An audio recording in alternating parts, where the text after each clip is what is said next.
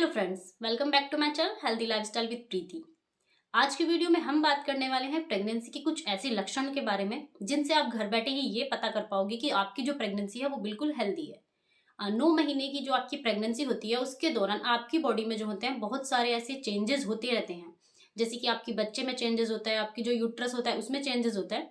तो बहुत सारे जो चेंजेस होते हैं वो आपकी बॉडी में होते हैं। और कुछ ऐसे जो चेंजेस और लक्षण होते हैं जो आपकी जो बॉडी होती है वो आपको देती है टाइम टू टाइम, वो जो है आपकी हेल्दी प्रेगनेंसी की निशानी होते हैं। कुछ ऐसे लक्षण होते हैं जो कि हमारी जो बॉडी में नहीं दिखने चाहिए, उससे हमारी जो बॉडी अगर ये सिम्टम्स हमें ये लक्षण दिखाती है तो उससे क्या होता है कि हमारी जो प्रेगनेंसी है वो हेल्दी नहीं होती है या नहीं मानी जाती है। कुछ ऐसे लक्षण भी होते हैं। आज की जो वीडियो है उसमें हम बात करने वाले हैं कुछ ऐसे सिम्टम्स के बारे में जिससे आप पता कर पाओगे कि आपका जो बेबी है वो बिल्कुल सुरक्षित है, उसको जो है कोई प्रॉब्लम नहीं है और आपकी जो प्रेगनेंसी है वो बिल्कुल हेल्दी है। तो आज हम ऐसे 5 चेंजेस के बारे में बात करेंगे जिनसे आप जो है पता कर सकते हैं कि आपका जो बेबी है वो बिल्कुल सुरक्षित है, उसको कोई प्रॉब्लम नहीं है और उसका जो ग्रोथ है, उसका जो विकास है वो भी बहुत अच्छे से हो रहा है। तो अगर वीडियो पसंद आए तो वीडियो को लाइक जरूर कीजिएगा, चैनल को सब्सक्राइब कर लीजिएगा और साथ ही बेल आइकन को जरूर प्रेस कीजिएगा। और जो भी प्रेग्नेंट हैं आपके जान पहचान में उनके साथ इस वीडियो को जरूर शेयर कीजिएगा ताकि उनके जो ये इन्फॉर्मेशन है उनको काम आ सके। तो अभी वीडियो स्टार्ट करते हैं। तो सबसे पहला जो लक्षण है या जिससे आप पता कर सकते हो कि आपका जो बेबी है वो सुरक्षित है कि नहीं है, उसका विकास जो है वो अच्छे से हो रहा है कि नहीं हो रहा है, ग्रोथ जो है बेबी की वो अच्छे से बढ़ रही है, आपके जो बेबी का वेट है वो गेन हो रहा है कि नहीं हो रहा है, वो आप जो पता कर सकते हो वो अ, आप अल्ट्रासाउंड से आपने पता कर सकते हो। तो जो भी आप जो है अल्ट्रासाउंड से घर पे ही उसको पता कर सकते हो। जो भी आपका जो लास्ट विजिट होगा डॉक्टर के पास और आपका जो अल्ट्रासाउंड हुआ होगा आप उसको निकालिए, उसमें देखिए। जब भी आप अल्ट्रासाउंड करवाते हो तो उसमें जो है 2 ईडीडी आपकी लिखी होती हैं सबसे ऊपर। एक होता है LMP ईडीडी और एक होता है USG ईडीडी। यानी कि जो USG होती है वो होता है कि अल्ट्रासाउंड के अकॉर्डिंग आपकी जो बेबी की ग्रोथ है उसके अकॉर्डिंग एक जो है डेट दी जाती है ताकि आपको पता चल सके कि बेबी जो है वो इस टाइम पे हो सकता है या इस डेट पे हो सकता है। और एक होती है आपकी LMP ईडीडी। वो होता है कि आपका जो लास्ट पीरियड था उसके अकॉर्डिंग जो आपकी एक ईडीडी आती है, यानी कि बेबी जो है इस डेट पे जो है आपके हो सकता है। तो अगर उन दोनों डेट में जो होता है ज्यादा डिफरेंस नहीं होता है, खाली 1 हफ्ते का डिफरेंस होता है, हफ्ता 10 दिन का, तो बेबी की जो ग्रोथ है वो अच्छी चल रही है, बिल्कुल इसमें कोई ऐसी प्रॉब्लम नहीं है।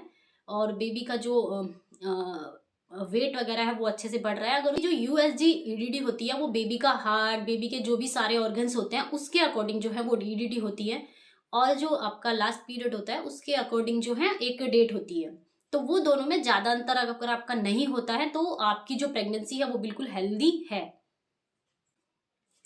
तो अगर इन दोनों डेट में जो है 8 दिन का अंतर होता है, 8-10 दिन का, 8 दिन आगे या 8 दिन पीछे, तो बेबी जो है वो बिल्कुल सुरक्षित है, उसका विकास जो है बिल्कुल अच्छे से हो रहा है।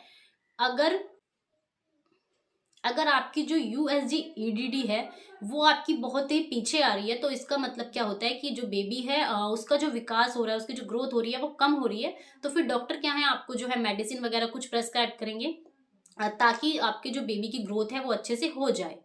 और अगर आपकी जो ईडीडी, दोनों ईडीडी हैं, अगर वो बिल्कुल मैच हो रही हैं या थोड़ा सा उसमें अंतर है तो आप जो है पता कर सकते हो उससे कि आपका जो बेबी है वो बिल्कुल हेल्दी है, उससे कुछ भी प्रॉब्लम उसमें नहीं है। दूसरा जो पैरामीटर है या दूसरा जो सिम्टम्स है वो भी सेम सोनोग्राफी से ही इंक्लूडेड है। सोनोग्राफी से ही आप उसको देख सकते हैं। वो होता है एमनियोटिक फ्लूइड, यानी कि जो बेबी के आसपास आपके पानी होता है वो। तो क्या होता है अगर आपके जो पानी है वो आपके अल्ट्रासाउंड जब आप करवाते हो तो उसमें लिखा हुआ होता है एमनियोटिक फ्लूइड की इंडेक्स कितनी होती है। तो आपका जो पूरी प्रेगनेंसी के दौरान आपका जो एमनियोटिक फ्लूइड होता है वो बिल्कुल अच्छा होना चाहिए। उसमें जो है वो बिल्कुल कम नहीं होना चाहिए। आपको उसका जो है ध्यान रखना चाहिए। डॉक्टर जब आप विजिट करते हो तो वो आपको बता भी देते हैं।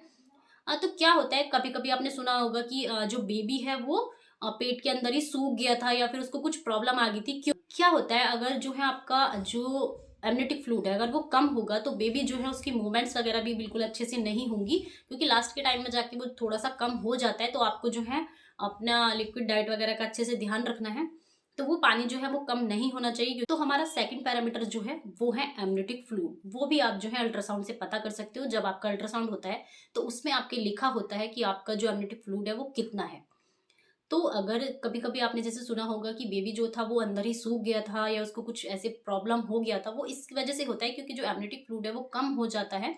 तो उसकी वजह से बेबी की जो मूवमेंट्स होती हैं वो अच्छे से नहीं हो पाती, बेबी की जो ग्रोथ है वो अच्छे से नहीं हो पाती है। अगर एमनियोटिक फ्लूइड जो होता है वो कम होता है और मेडिसिन वगैरह देने के बाद भी वो नहीं बढ़ता है, तो डॉक्टर क्या करते हैं, आपका जो है अर्ली डिलीवरी भी कभी कभी आपकी जो है करनी पड़ जाती है।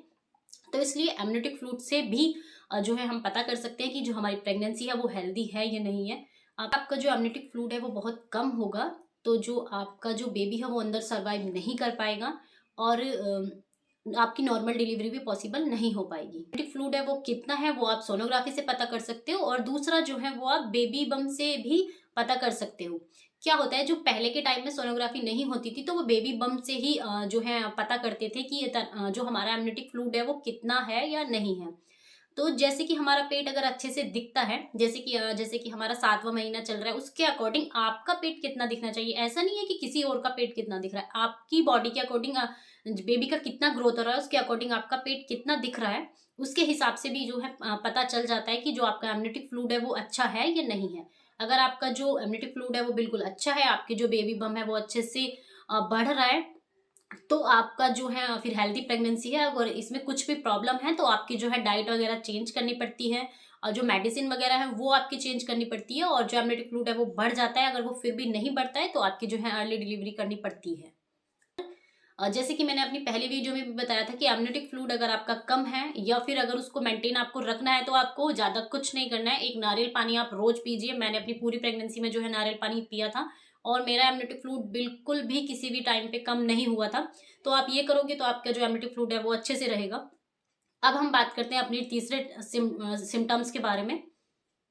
बम से या फिर बच्चेदानी से कैसे पता चलता है कि जैसे आपका जो जो मंथ बढ़ते हैं तो आपकी जो बच्चेदानी है वो थोड़ा ऊपर आती है, तो उससे भी जो है पता चल जाता है कि आपकी जो प्रेगनेंसी है वो हेल्दी है या नहीं है। बेबी बम बढ़ता है टाइम टू टाइम, वो अगर आपका अच्छे से बढ़ रहा है, आपकी जो भी आपकी बॉडी पहले से अगर आप बहुत ज़्यादा दुबले पतले हो तो बहुत ज़्यादा आपका बेबी बम जो है स्टार्टिंग में नहीं दिखता है, उसके अकॉर्डिंग ही आपका पता चल जाता है कि आपकी जो प्रेगनेंसी है वो हेल्दी है या नहीं है।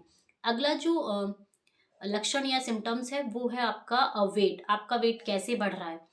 तो क्या होता है कि स्टार्टिंग में जो होता है आपका वेट बहुत ज़्यादा ना भी बढ़े तो कोई प्रॉब्लम नहीं है, लेकिन बाद में जो होता है आपका वेट जो है अच्छे से बढ़ता है और बढ़ना भी चाहिए। और क्या होता है कि अगर आपका वेट प्रेगनेंसी में बहुत ज़्यादा बढ़ जाएगा तो भी आपको जो है प्रॉब्लम है, और अगर बहुत कम बढ़ेगा या नहीं बढ़ेगा तो भी जो है थोड़ी बहुत आपको प्रॉब्लम्स हो सकती हैं।